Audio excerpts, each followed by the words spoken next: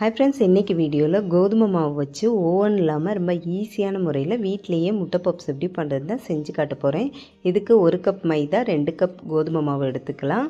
இது வந்து ஃபுல்லாக மைதாலையும் பண்ணிக்கலாம், ஃபுல்லாக கோதுமை மாவு வச்சும் பண்ணிக்கலாம். தேவையான அளவு உப்பு சேர்த்துட்டு கொஞ்சம் கொஞ்சமாக தண்ணி சேர்த்து பூரி மாவு பதத்துக்கு நல்லா சாஃப்டாக வர அளவுக்கு பிசைஞ்சு எடுத்துக்கோங்க.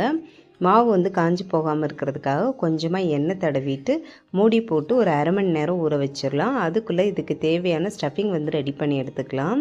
எண்ணெய் வந்து சூடு பண்ண வச்சுருக்கேன். எண்ணெய் நல்லா சூடானது வெங்காயத்தை வந்து நீளமாக கட் பண்ணி இதில் சேர்த்து வதக்கிக்கலாம்.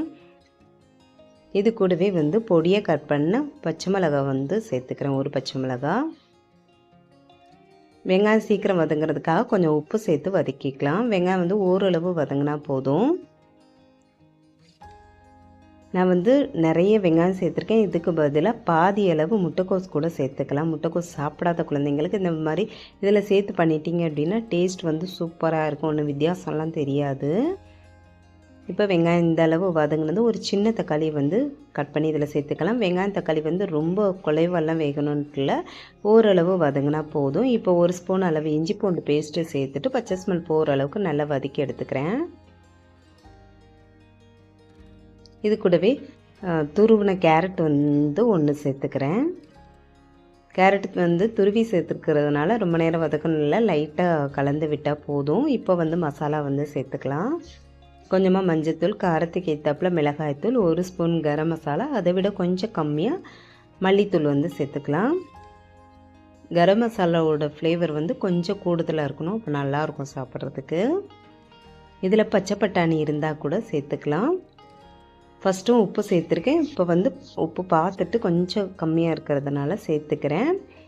கடைசியாக கட் பண்ண மல்லியில் தூவிட்டு அடுப்பை வந்து ஆஃப் பண்ணிடுங்க. ஸ்டஃபிங் வந்து நல்லா ஆற வச்சு எடுத்து வச்சுக்கலாம். முட்டையும் வந்து வேக வச்சு எடுத்து வச்சுருக்கேன். கொஞ்சமாக சப்பாத்திக்கு மாவு எடுக்கிற மாதிரி எடுத்துகிட்டு நல்லா நைஸாக தேய்ச்சி எடுத்துக்கோங்க. இது மேலே கொஞ்சம் எண்ணெயும் அப்படி இல்லைன்னா பட்டர் வந்து தடவி விட்டுட்டு கொஞ்சம் காஞ்ச மாவு போட்டுக்கலாம். போட்டுட்டு இது மாதிரி மடக்கி எடுத்துக்கோங்க. இது வந்து நிறைய மெத்தடில் பண்ணலாம். நான் வந்து ரொம்ப ஈஸியான முறையில் செஞ்சு காமிச்சிருக்கேன். இந்த மாதிரி மடக்கிட்டு அது மேலேயும் கொஞ்சம் எண்ணெய் தடவிட்டு கொஞ்சம் காஞ்ச மாவு போட்டுட்டு மறுபடியும் மடக்கி எடுத்துக்கலாம். இது எதுக்காக இந்த மாதிரி பண்ணுறோம் அப்படின்னா லேயராக வர்றதுக்காக, ஒன்றோட ஒன்று வந்து அந்த மாவு ஒட்டாமல் இருக்கும், அதுக்காக தான். இப்போ வந்து மாவை தேய்ச்சி எடுத்துக்கலாம். ரொம்ப நைஸாக தேய்க்க வேணாம், கொஞ்சம் திக்காக இருக்கிற மாதிரியே பார்த்து எடுத்துக்கோங்க.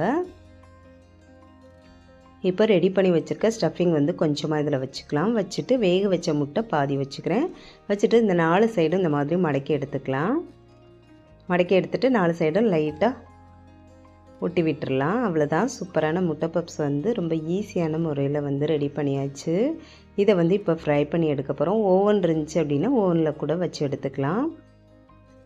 நான் வந்து ஃப்ரை பண்ணி தான் எடுக்க போகிறேன். இது கொஞ்சமாக எண்ணெய் சேர்த்து தோசைக்கல்லையும் ஃப்ரை பண்ணி எடுத்துக்கலாம். நான் வந்து இன்றைக்கி நிறைய எண்ணெய் சேர்த்து தான் ஃப்ரை பண்ண போகிறேன். எண்ணெய் நல்லா சூடானதும் மீடியம் ஹீட்டில் வச்சுட்டு ஃப்ரை பண்ணி எடுத்துக்கோங்க. நல்லா மொறுன்னு எண்ணெய் குடிக்காமல் சூப்பராக வரும். அவ்வளோதான், சூப்பரான முட்டை பப்ஸ் வந்து வீட்டிலையே ரெடி பண்ணியாச்சு. ஏற்கனவே முட்டை பப்ஸ் வீடியோ வந்து ஒன்று போட்டிருக்கேன். அதுவும் தேவைப்பட்டுச்சு அப்படின்னா லிங்க் கொடுக்குறேன், செக் பண்ணி பாருங்கள். குட்டீஸ் வந்து முட்டை பப்ஸ் கேட்டாங்கன்னா இனிமேல் கடையில் வாங்கி கொடுக்காம வீட்லேயே வந்து செஞ்சு கொடுத்து பாருங்கள். நல்லா விரும்பி சாப்பிடுவாங்க. ஹெல்த்தியான ஒரு ரெசிபி, கண்டிப்பாக ட்ரை பண்ணி பாருங்கள். வீடியோ பிடிச்சிருந்தா லைக் பண்ணுங்கள். Bye friends.